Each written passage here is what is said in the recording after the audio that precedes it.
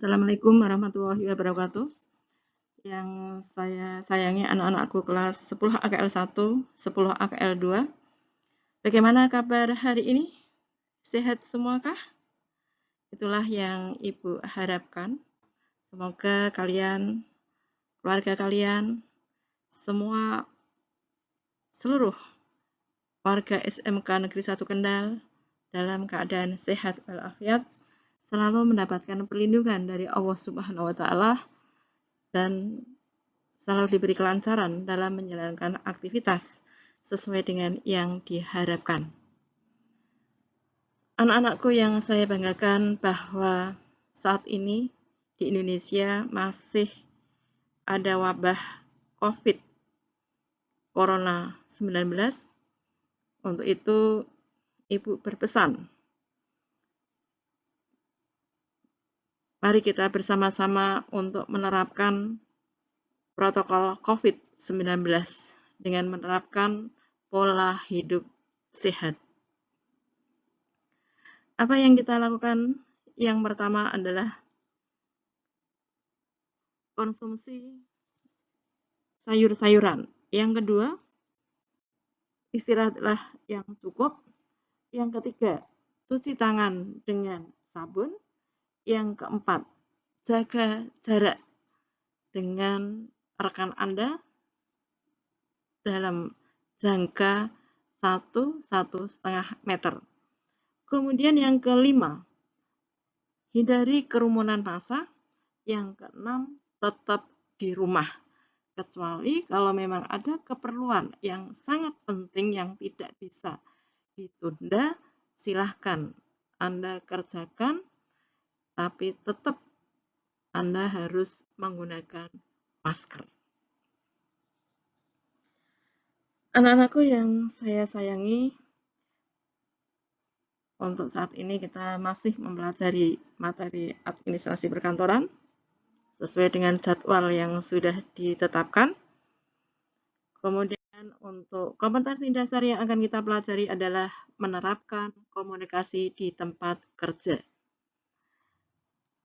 Indikator pencapaian kompetensi untuk pertemuan kali ini yaitu mengidentifikasi aktivitas komunikasi, mengidentifikasi unsur-unsur komunikasi, merumuskan pengertian komunikasi, menjelaskan tujuan komunikasi, menerangkan proses komunikasi, mengelompokkan komunikasi di tempat kerja, fungsi manfaat komunikasi di tempat kerja, kemudian etika komunikasi dan hambatan yang muncul di dalam komunikasi.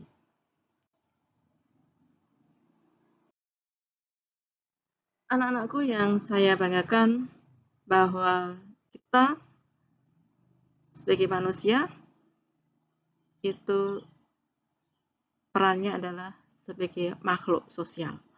Sebagai makhluk sosial, kita tidak bisa hidup tanpa bantuan orang lain. Kita mesti melakukan hubungan dengan orang lain dalam rangka untuk mencapai tujuan, baik untuk memenuhi kebutuhan hidup primer, untuk memenuhi kebutuhan sekunder, maupun kebutuhan tersier. Coba kita amati di lingkungan kita, aktivitas-aktivitas kita di dalam berinteraksi. Di sini ada gambar 1. Itu ada anak kecil, baby, itu memanggil mama. Itu artinya bahwa baby ini dia tidak bisa memenuhi hidupnya sendiri.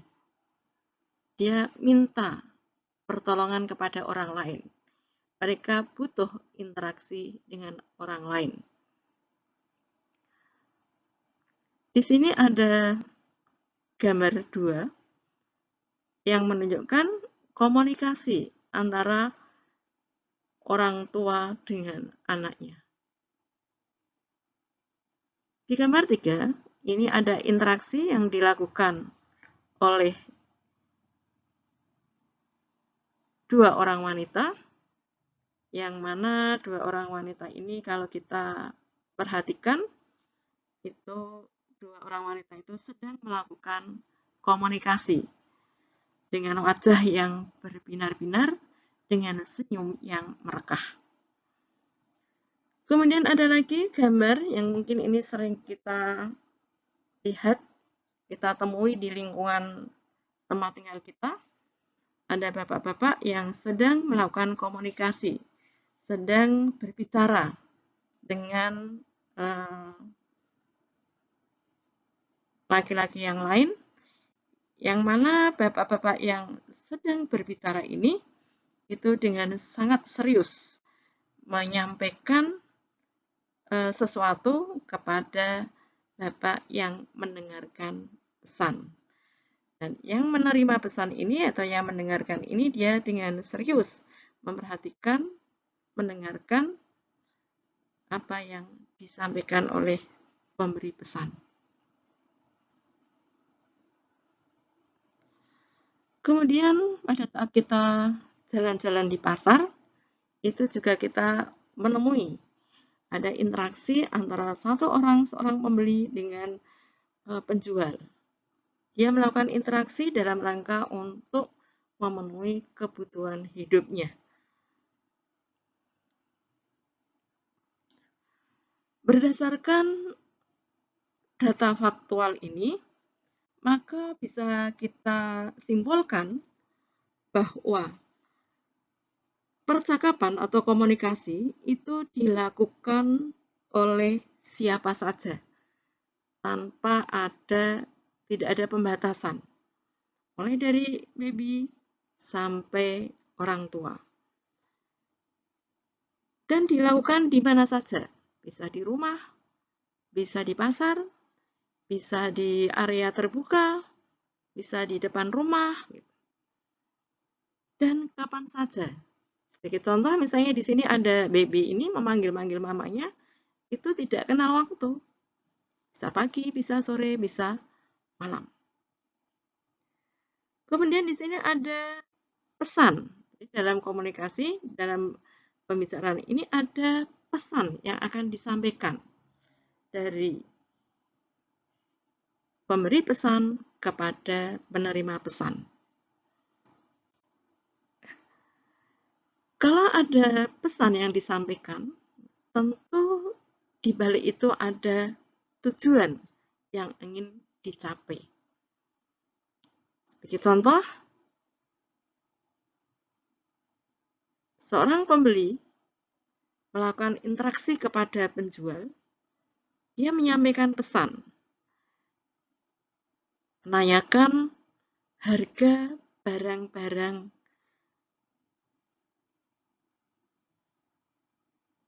kebutuhan, misalnya beras. Dia menanyakan beras, itu mungkin karena dia ingin punya tujuan bahwa dia ingin memasak beras, memasak nasi. Kemudian di sini ada saluran komunikasinya. Jadi untuk menyampaikan pesan itu ada saluran komunikasi. Kalau pesan itu disampaikan secara langsung, berarti tetap ada saluran komunikasi berupa getaran-getaran noise. Pada saat menyampaikan pesan berapa harga beras, maka penyampai pesan ini itu akan berharap penerima pesan akan memberikan informasi harga beras. Itu namanya feedback.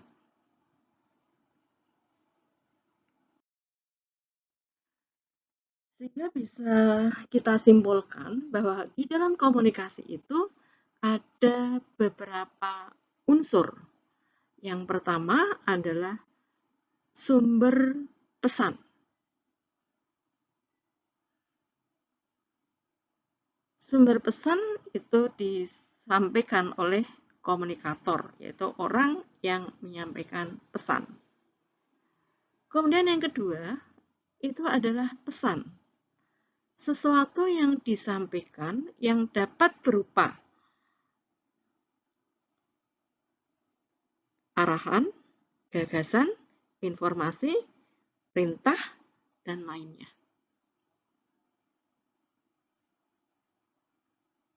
Pesan ini dikirim melalui channel atau saluran. Tergantung, kalau itu tatap muka, berarti salurannya berupa getaran noise. Tapi kalau itu disampaikan melalui surat, berarti surat itulah yang jadi medianya, salurannya. Kemudian yang keempat, yaitu ada yang menerima pesan. Orang yang menerima pesan ini namanya komunikan.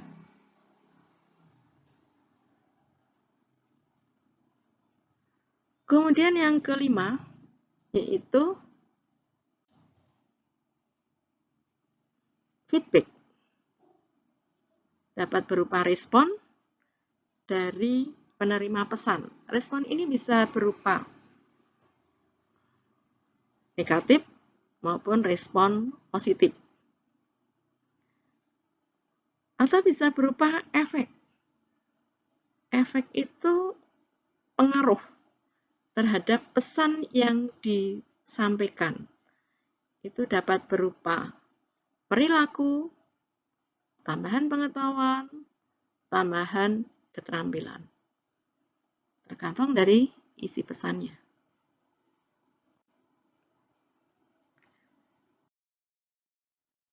Jadi, apa yang dimaksud dengan komunikasi?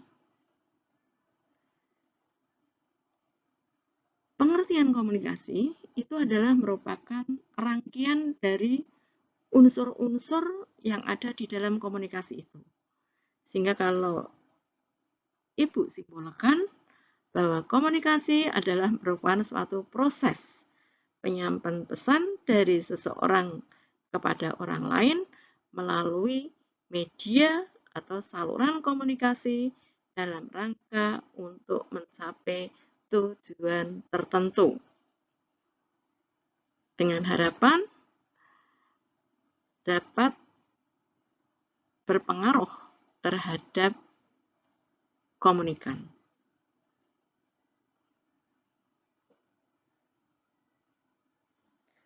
Sedangkan pengertian komunikasi menurut Kamus Besar Bahasa Indonesia, bahwa komunikasi adalah pengiriman dan penerimaan pesan atau berita antara dua orang atau lebih sehingga pesan yang dimaksud dapat dipahami. Dan komunikasi dapat pula berarti hubungan atau konteks.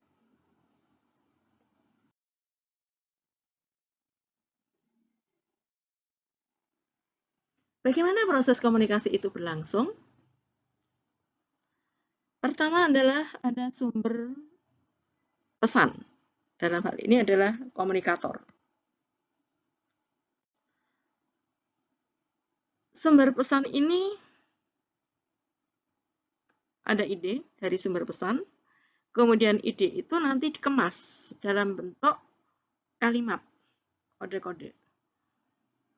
Dirangkai dari huruf jadi kata, dan dari huruf jadi simbol-simbol. Kemudian muncullah pesan. Sebagai contoh, di sini ada pesan, dalam kondisi COVID perlu ditetapkan bla bla bla bla bla bla bla, banyak sekali pesannya. Dan pesan ini disampaikan melalui saluran komunikasi. Kemudian pesan ini akan di-decoding oleh penerima pesan, yang namanya adalah komunikan. Komunikan akan mempelajari pesan yang diterima, kemudian dengan tambahan pengetahuan dari penerima pesan dari berbagai sumber lain, maka penerima pesan nanti akan memberikan feedback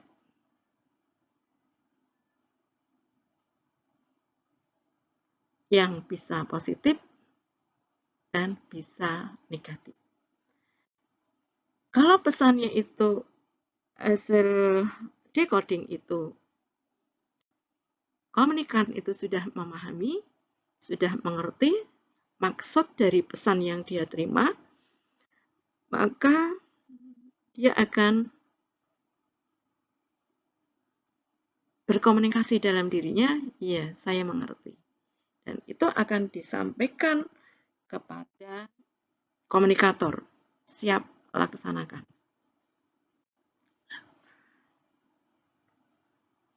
Komunikator akan menangkap pesan atau respon dari komunikan,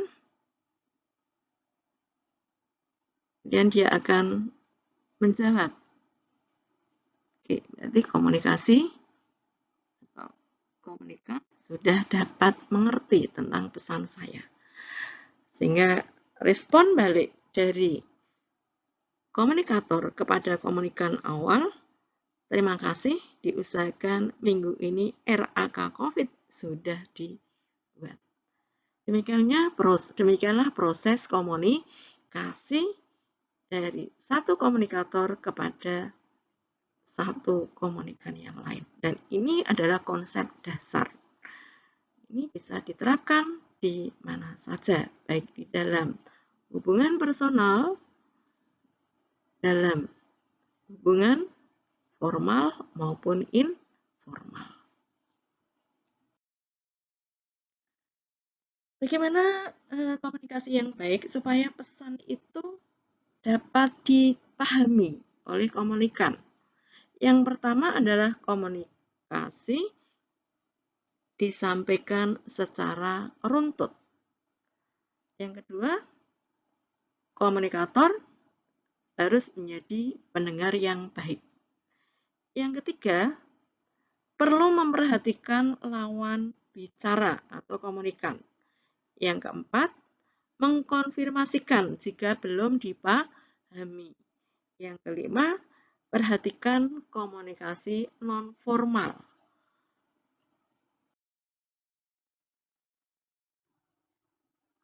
Apa sih yang dimaksud dengan komunikasi runtut? Komunikasi runtut yaitu bahwa pada saat Anda menyampaikan suatu pesan atau tujuan,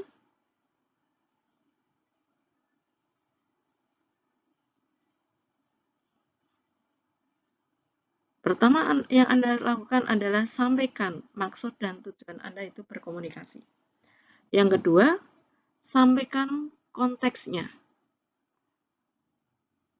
Misalnya, Bu, saya mohon izin, saya akan bicara. Yang kedua, sampaikan konteksnya. Ibu, saya akan berbicara tentang penjualan bulan ini. Terus sampaikan inti pesannya. Bu, penjualan bulan ini itu kita ada 500.000. Dan ini menunjukkan bahwa penjualan di tempat kita itu mengalami penurunan. Hal ini terjadi, kita sampaikan argumennya. Hal ini terjadi karena ada kompetitor yang mampu memproduksi barang-barang yang kita produksi. Sehingga di sini kita saat ini punya kompetitor. Kompetitornya cukup bagus, produk-produknya seperti ini, sehingga kalau kita tidak melakukan perbaikan-perbaikan, maka penjualan ini susah mengangkatnya. Mohon petunjuk Ibu atas keadaan seperti ini. Itu adalah komunikasi runtut. Jadi Anda sampaikan maksud tujuan komunikasi, sampaikan konteksnya, Sampaikan inti pesan yang akan disampaikan, sampaikan argumen pendukungnya, dan setelah itu kita tutup pembicaraan. Kemudian kita juga perlu memperhatikan komunikasi nonverbal. Jadi pada saat kita berkomunikasi, maka kita perlu tatap muka pendengar atau komunikan. Kita sambil senyum, karena kita harus menyadari bahwa kita adalah pusat perhatian. Hindari membuat jarak dengan pendengar, dan duduk atau berdiri tegak, tetapi tidak kaku.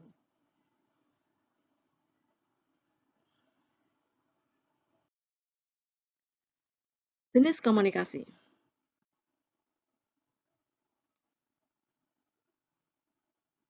Seringkali di lingkungan kita, ataupun Anda semua, ya, kalian semua, sering pada saat Anda memberikan respon, itu tidak langsung bicara dalam bentuk percakapan atau noise. Iya. Tetapi Anda kadang-kadang juga menunjukkan ibu jari Anda. Dengan menunjukkan ibu jari Anda berarti itu dianggap Anda setuju. Nah, ini adalah salah satu komunikasi non-verbal. Demikian halnya pada saat Anda berpikir keras secara tidak spontan, Anda juga kadang-kadang mengangkat tangan Anda. Itu berarti menunjukkan bahwa itu Anda sedang berpikir. Itu adalah komunikasi non-verbal. Demikian halnya pada saat ada orang yang berbicara pada Anda itu merasa tidak suka dengan pesan itu, Anda kadang-kadang juga mengerutkan kening Anda. Ini komunikasi non-verbal. Sehingga Anda harus memahami komunikasi itu. Kemudian ada lagi komunikasi verbal. Komunikasi verbal itu komunikasi yang disampaikan secara langsung melalui noise, melalui ucapan yang langsung bertatap muka dengan lawan bicara. Kemudian ada lagi komunikasi tertulis. Komunikasi tertulis ini bahwa pesan yang ingin Anda sampaikan itu tidak disampaikan secara langsung, bertatap muka, tetapi Anda sampaikan melalui tulisan. Baik itu ditulis melalui WhatsApp, melalui email, melalui gadget, maupun yang lainnya.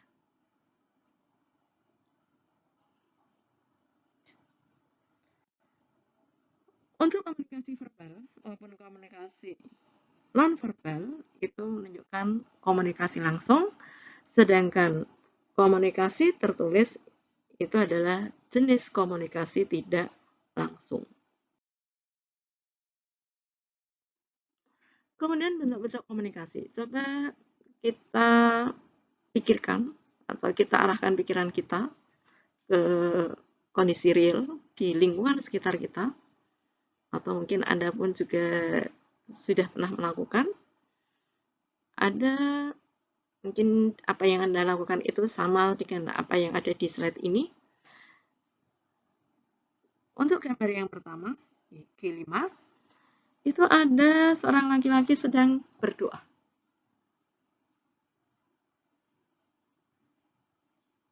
Atau mungkin pada suatu event tertentu, Anda juga sering bicara sendiri.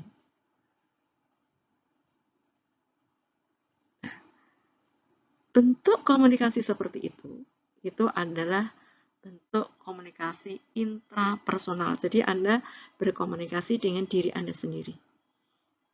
Tujuannya untuk merefleksi ulang, untuk mengevaluasi diri Anda, dan yang lainnya. Kemudian yang kedua, ada komunikasi yang dilakukan antara Anda dengan sahabat Anda. Anda curhat tentang pacar Anda curhat tentang tugas-tugas Anda kepada teman Anda. Atau Anda membahas tentang PR ya dengan sahabat Anda. Itu adalah bentuk dari komunikasi interpersonal. Kemudian ada lagi komunikasi massa.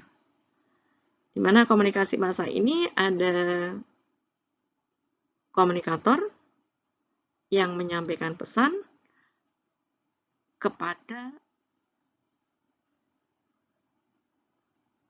khalayak ramai, pada masyarakat melalui media, dengan diliput media televisi, kemudian diliput oleh reporter dan sebagainya. Ini adalah komunikasi massa. Kemudian ada lagi komunikasi kelompok. Coba kita perhatikan waktu kita berada di masyarakat, ada perkumpulan dawis. Maka komunikasi yang terjadi di dalam perkumpulan dawis itu bisa dikatakan sebagai komunikasi kelompok. Jadi yang ada di keanggotaan itu adalah orang-orang yang ada di anggota tersebut.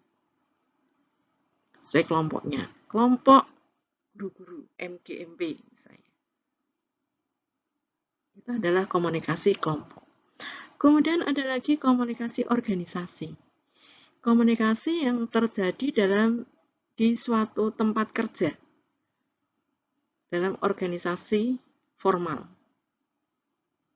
Misalnya, kalau Buur sebagai guru, berarti punya organisasi, punya instansi. Tempat Buur mengabdi yaitu di SMK Negeri 1 Kendal. Kalau saya ada rapat di SMK Negeri 1 Kendal membahas tentang berbagai hal, tentang kurikulum, tentang kesiswaan, maka itu termasuk komunikasi organisasi.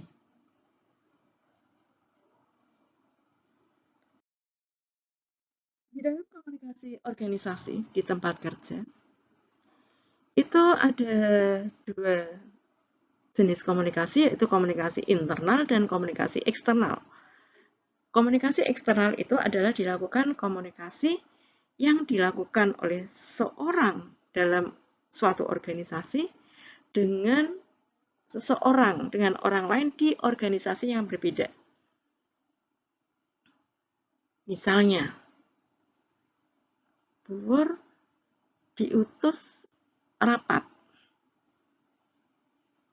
di SMK 2. Maka komunikasi yang dilakukan Buur dengan orang-orang yang ada di kegiatan rapat tersebut itu termasuk komunikasi eksternal. Sedangkan komunikasi internal ini kalau kita bagi ada 3, yaitu komunikasi vertikal, komunikasi antara atasan dengan bawahan. Jadi itu berdasarkan hierarki struktur organisasi. Jadi misalnya Buur melakukan komunikasi, Buur menyampaikan pendapat kepada manajemen, ibu kepala sekolah. Itu berarti termasuk komunikasi vertikal.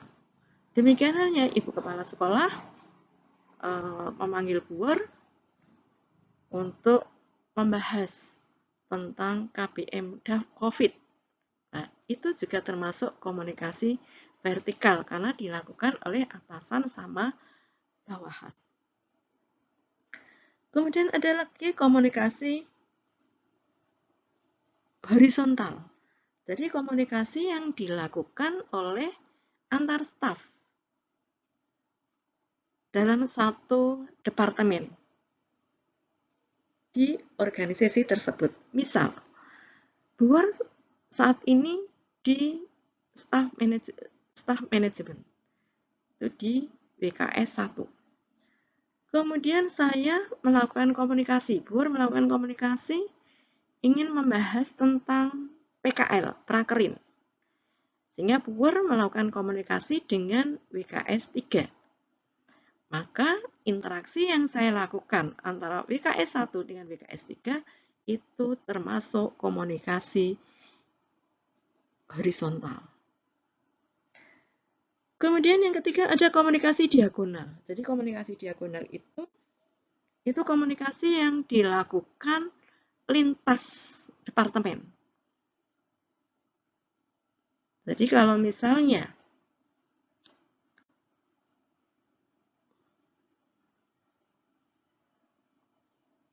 Bu Hira di BK ingin melakukan komunikasi dengan wali kelas. Bahas tentang anak-anak yang tidak mengikuti daring.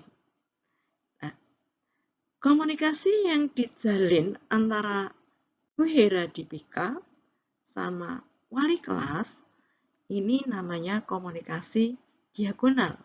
Karena departemennya sudah beda. BK itu di unit BK, wali kelas itu di unit wali kelas.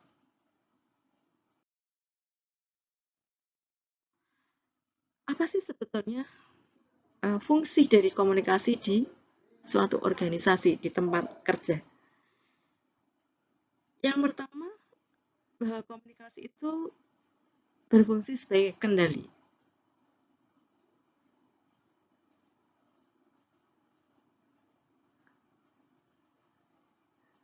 Jadi untuk mengendalikan perilaku orang-orang yang ada di dalam organisasi itu supaya tetap konsisten, tetap mengacu pada pencapaian visi perusahaan.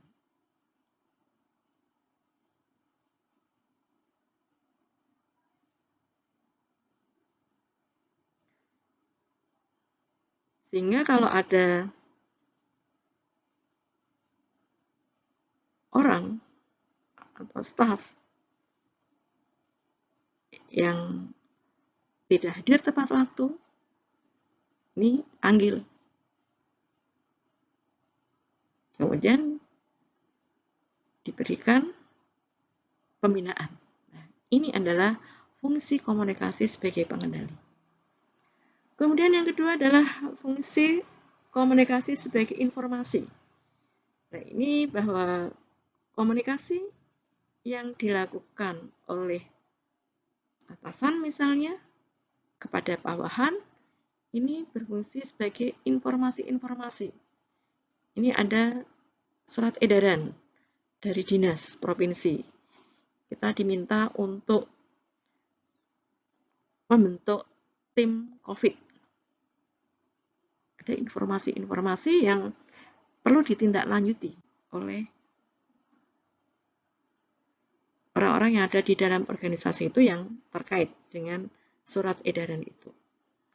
Kemudian yang ketiga, bahwa informasi itu sebagai motivasi.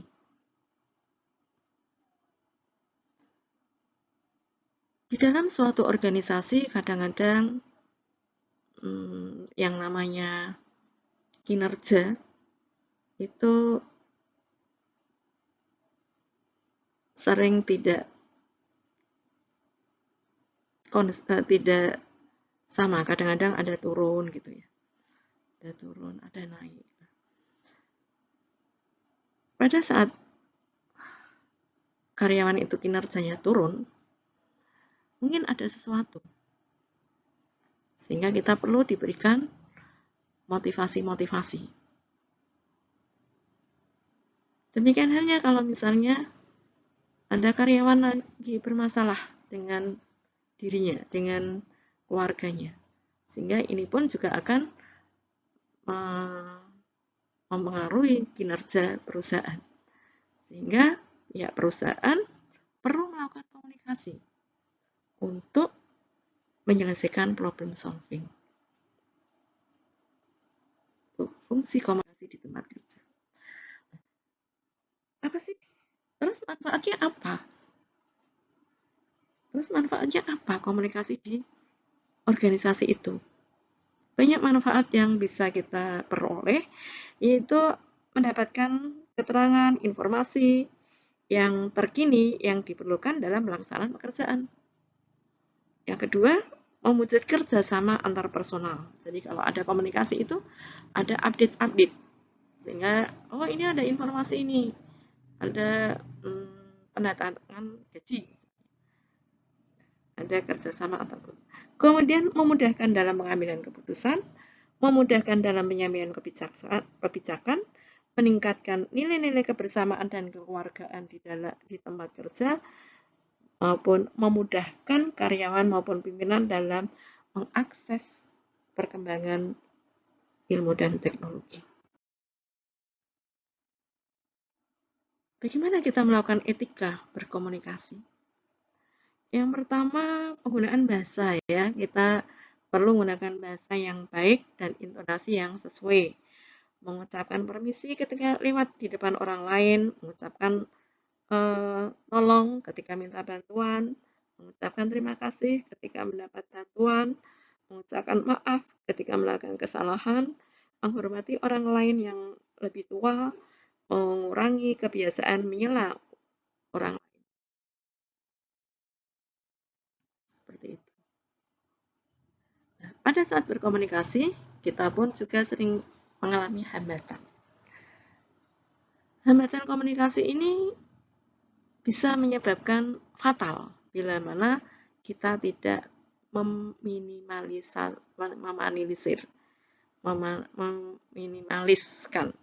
hambatan itu.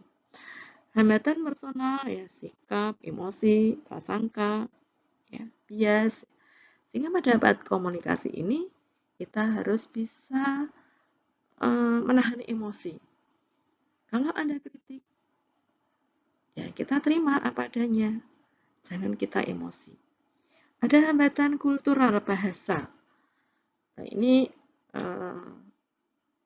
kadang-kadang kita pada saat berkomunikasi masih membawa bahasa daerah.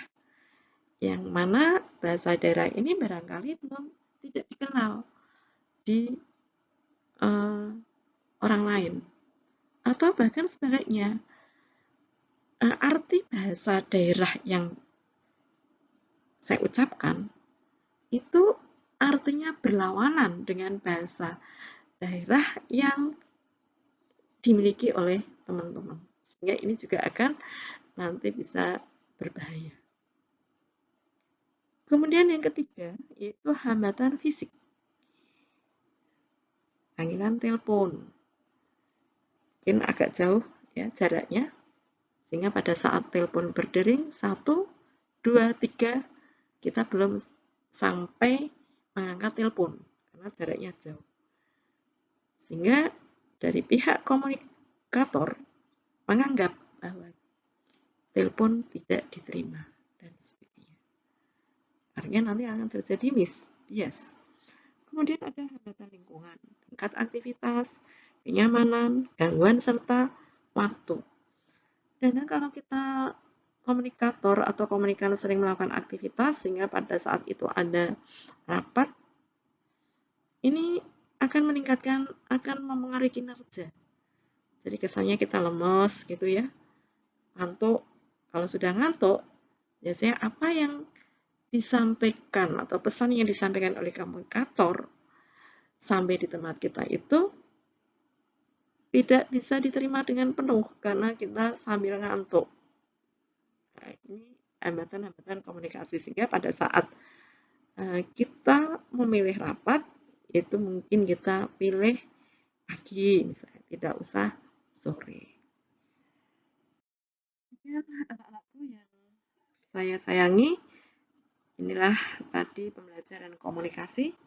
Dan kalau anak-anakku pengen mendengarkan contoh komunikasi di tempat kerja, bisa klik di channel di bawah ini. Dan setelah anak-anakku mendengarkan atau melihat komunikasi di tempat kerja, maka anak-anakku nanti ada tugas Pertama yaitu membuat skenario komunikasi antara atasan dengan bawahan. Bebas, atasannya itu direktur atau manajer, dan Anda bisa pilih staf sebagai staf keuangan, staf administrasi, atau staf apa aja. Kemudian yang kedua, tentukan tujuannya apa Anda melakukan komunikasi. Kemudian yang ketiga, Anda tentukan pesan. Pesan apa yang mau disampaikan. Kemudian Anda yang keempat, tentukan media. Kemudian yang berikutnya adalah lakukan komunikasi. Tolong Anda rekam dan hasilnya nanti dikirim ke WA group. Itu tugas anak-anakku yang harus Anda selesaikan ya. Nanti bisa dikumpulkan maksimalnya 2 minggu yang akan datang dari hari ini. Saya akhiri sampai di sini. Mohon maaf atas segala kekurangan. Terima kasih atas perhatian dan kehadirannya di dalam pembelajaran daring kali ini. Terima kasih. Semoga kita tetap sehat. Assalamualaikum warahmatullahi wabarakatuh.